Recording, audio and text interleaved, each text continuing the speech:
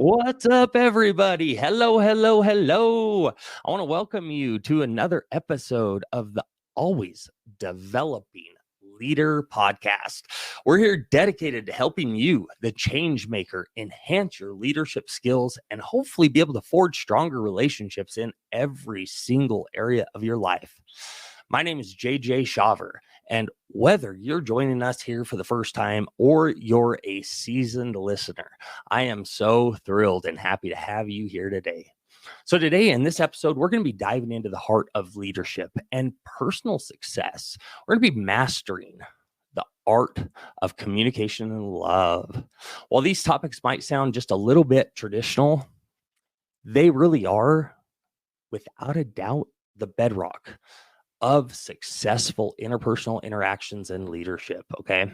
So today we're going to be exploring how these elements, supported by modern psychological insights and a little sprinkle of timeless wisdom, can transform your relationships, enhance your leadership capabilities, and ultimately guide you to a more fulfilling personal and professional life. All right. So as we get going here, I definitely want to make sure you're comfortable. Perhaps maybe grab a notebook and let's go ahead and embark on this enlightening journey together. All right, guys, today we are going to be focusing on communication and love. I want you to know that at the core of every single meaningful interaction is the ability to express ideas and emotions, right? We need to be able to express them in ways that build and strengthens our connections. Effective communication isn't just about transmitting information back and forth to one another, right? It's about creating a true understanding. It's about creating respect, and it's about really creating mutual support amongst others. Here's where the concept of love comes in. And no, I'm not just talking about romantic love, but a broader, universal love that encompasses respect, kindness, safety, and empathy. All right. These are qualities that anyone, regardless of your background or belief, can appreciate and strive to live out in their every single day interactions, right? So let's break down these concepts a little bit further and discuss how we can apply them effectively in our fast-paced, often challenging world of life, leadership, and change making. So building strong relationships, whether it's personal or professional, starts with solid communication. This involves not only the words that we choose to say, but it also how we convey the words and interpret feelings and thoughts, right? How we feel them. Research in psychology highlights several key behaviors that underscore effective communication.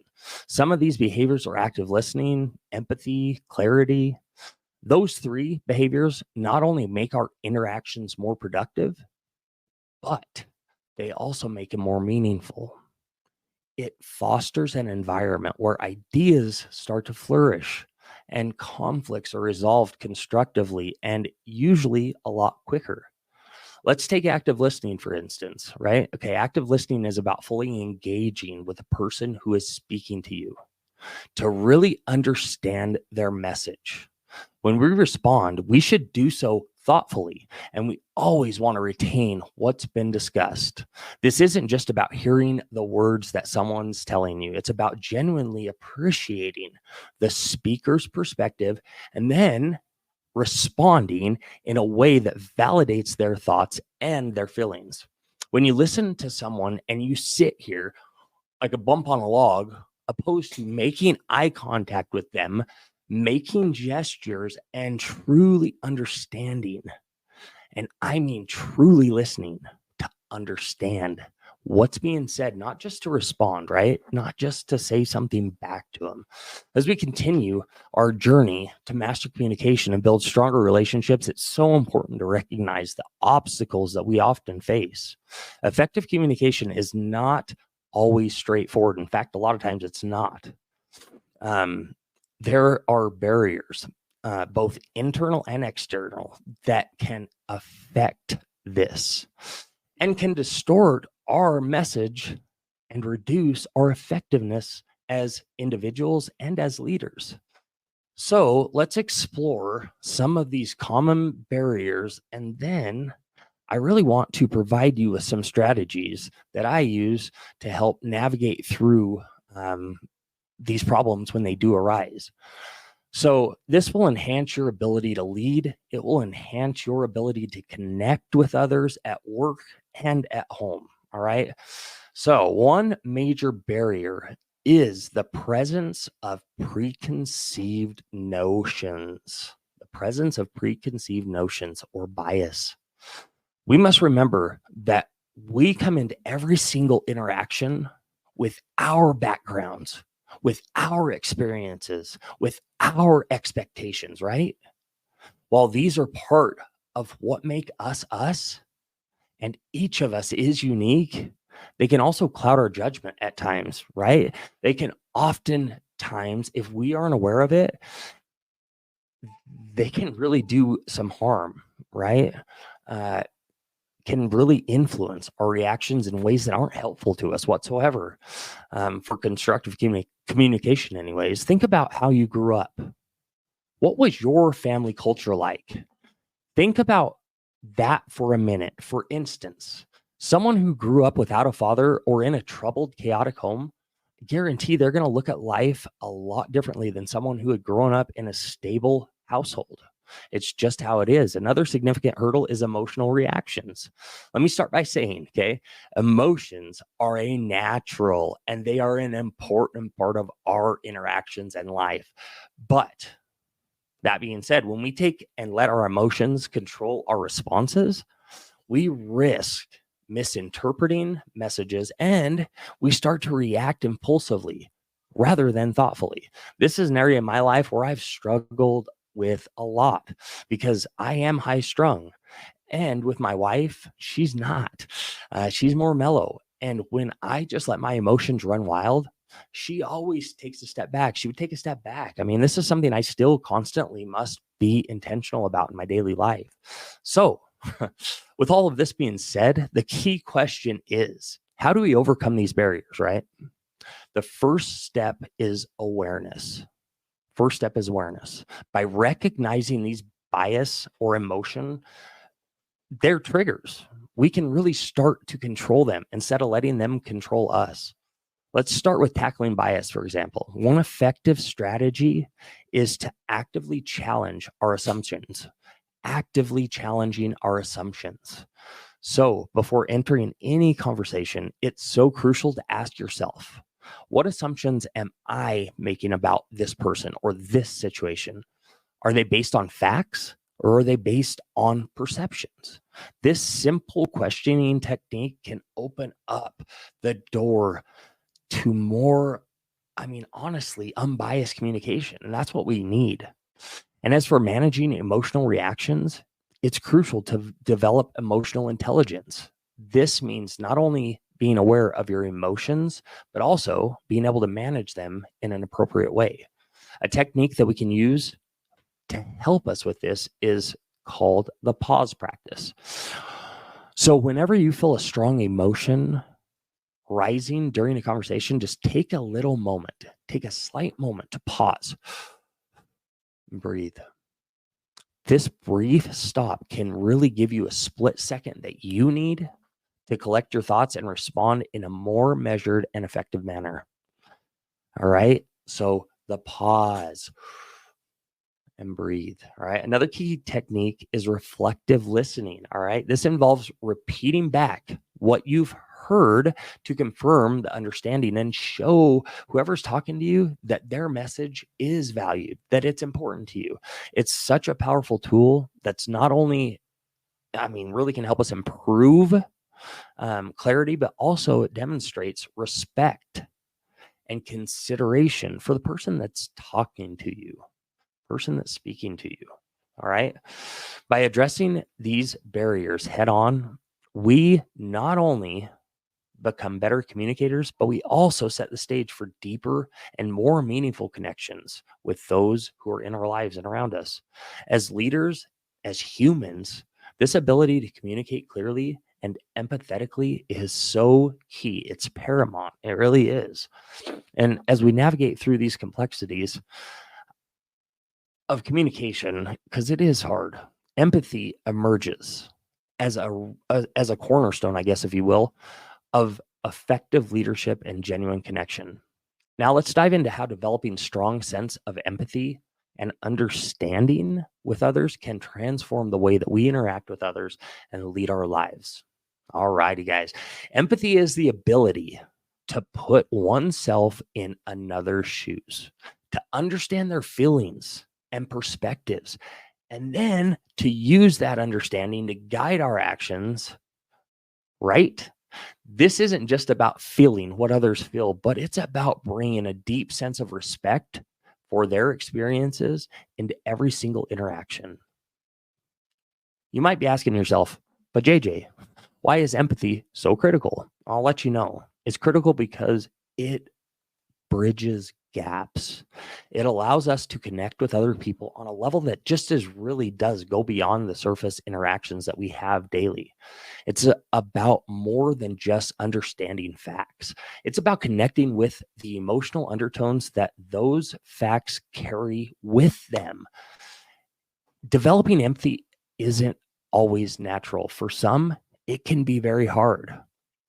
To truly develop empathy, it takes practice. It takes intentionality. It's not easy. But here are some strategies that I use that might help you cultivate this essential skill.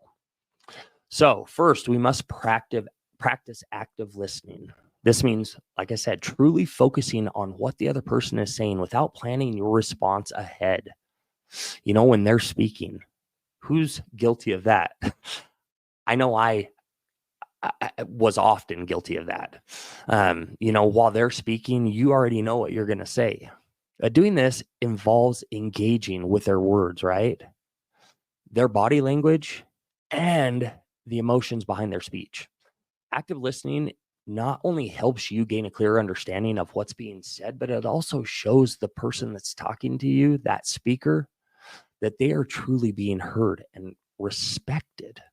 Listen to be heard, not to respond. Next, you want to ask open-ended questions. These types of questions encourage the speaker to open up and to share more about their thoughts and feelings. For example, instead of asking, "Are you upset about the delayed project?" you might ask, "How do you feel about the recent changes on the project timeline?" This approach invites a deeper conversation, and it really demonstrates genuine interest in their perspective. Does that make sense to you? Works well. Another powerful technique is to practice that perspective taking, okay? Try to see situations from other person's point of view. When you encounter a conflict or a challenging conversation, just take a step back and consider, what might this look like if I was in their shoes or on their side? If this were happening to me, that really does wonders. This can help you to better understand, right, the reasons behind others' actions and responses. This will lead you to being a more compassionate human, really, and it will help you with your effective interactions, I promise you. And then last, I want to talk about making it a habit to reflect on our interactions, right? So after a conversation, how many of you take some time to think about how it went and how the other person might have felt during the conversation? We need to reflect on what went well and what we could have improved on. This reflection will help you to grow your empathy and understanding, but it does take time. Empathy and understanding are not just soft skills. They are leadership imperatives that can dramatically improve how we communicate and connect with others. By practicing these techniques, we can foster a culture of respect and mutual support that is conducive to achieving your personal professional goals. All right. So the power of vulnerability, because I want to dive in to a concept that might seem even counterintuitive to many in a leadership role or even in your individual life. And that's the power of vulnerability. Okay, vulnerability is often viewed as a weakness, but in reality, it's a profound strength that can really lead you to a greater sense of transparency, trust, and connection with your team, in your home, or in any single relationship that you have in your life. Okay. Vulnerability involves opening up about our thoughts, opening up about our feelings, and about our challenges. It can be hard, but it does mean admitting when we don't have all the answers and then being able to open up and being open to new ideas, right? And honest feedback. This can particularly be challenging in leadership roles where there's often unspoken expectation to always seems in control and infallible. Sadly enough, some feel that way at home too, where they can't be themselves. They don't feel like they can open up. That's so sad. But here's the truth, y'all. Leaders who embrace vulnerability are able to create an environment where authenticity is valued and where team members feel safe and can express their own doubts and concerns. This openness fosters a culture of innovation and continuous improvement. It really, really does. So how can we as leaders effectively use vulnerability to enhance our leadership and communication? So here are some actionable strategies that I use. First, we need to lead by example, 1000%. Show your team that it's okay to make mistakes and that these are opportunities for learning and for growth. Share your own experiences with them. Share your own failures with them and how you've learned from them. This humanizes you. It also encourages your team or your family to take calculated risk without fear of retaliation. Next, we have to encourage open communication. We have to create multiple channels where your team or your family can provide honest feedback to you and share their concerns. Regular team meetings are family meetings, one-on-one check-ins, anonymous feedback, tools like that can all be part of this approach. The key is to listen actively and respond constructively to the feedback that you get. Another aspect of vulnerability that can be super difficult is asking for help when you need it. This demonstrates to your team that you or your tribe that seeking assistance is not a sign of weakness, but a sign of strength. It shows that you value your team's expertise and trust their ability to contribute to the cause, reinforcing a sense of teamwork and collaboration. And then last, we must acknowledge the emotional aspects of work and life. Recognize the stress, the frustration, or the excitement projects can evoke. Discuss these feelings openly, and it can really help normalize them. It makes it easier for everyone to manage their emotions and stay engaged, stay motivated. By embracing vulnerability, we don't just enhance our own leadership and life, but we also empower the ones that are around us as well.